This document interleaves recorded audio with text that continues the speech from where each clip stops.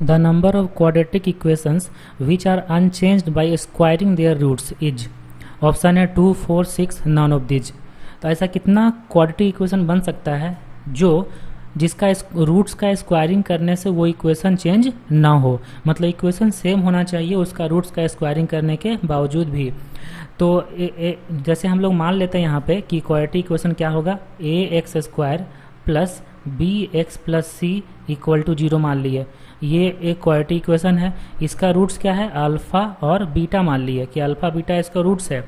ठीक है, तो जो alpha square plus beta square करेंगे ना तब भी इक्वेशन सेम आना चाहिए। मतलब फिर से हम लिख सकते हैं कि A X square plus B X plus C equal to 0 होना चाहिए और इसका रूट्स होना चाहिए अल्फा स्क्वायर और बीटा स्क्वायर। मतलब रूट का स्क्वायरिंग करेंगे तब भी इक्वेशन में कोई फर्क नहीं पड़ना चाहिए।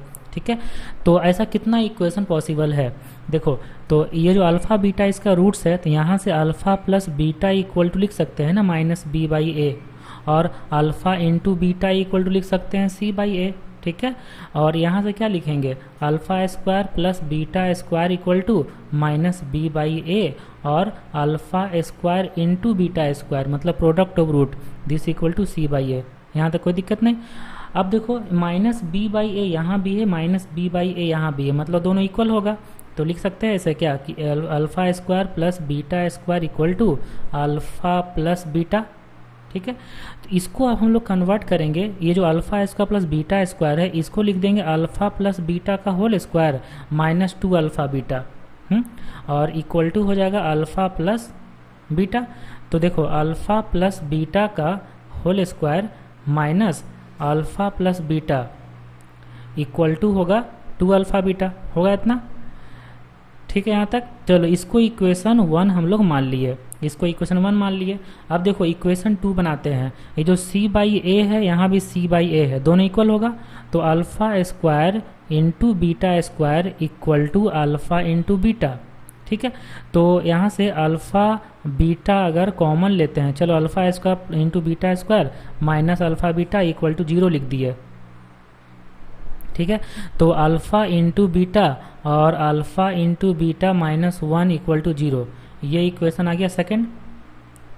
ठीक है, यहाँ से तो जब ये इक्वल टू 0 है, इक्वल टू 0 है तो यहाँ से क्या बोल सकते हैं, यहाँ से बोल सकते हैं कि इधर alpha into beta equal to 0 और alpha into beta equal to 1, ये दो केस बनेगा ना।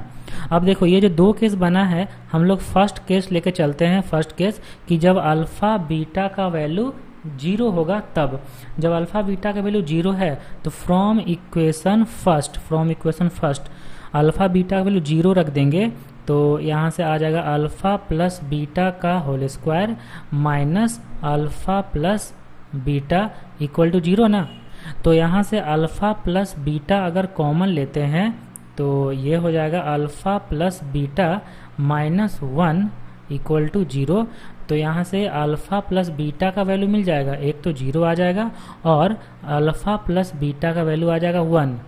ठीक है, देखो अल्फा प्लस बीटा का वैल्यू 0 है, अल्फा प्लस बीटा का वैल्यू 1 है, लेकिन अल्फा इंटू बीटा 0 है, तो मतलब सम ऑफ रूट्स आ गया, प्रोडक्ट ऑफ रूट्स आ गए, तो इक्वेशन लिख सकते हैं ना। तो इक्वेशन हम लोग क्या लिख सकते हैं, देखो इक्वेशन हम लोग लिखेंगे यहाँ पे, एक तो सम ऑफ रूट 0 है और इक्वेशन क्या होता है x square minus alpha plus beta of x plus alpha into beta equal to 0, ये होता है क्वाड्रेटिक इक्वेशन।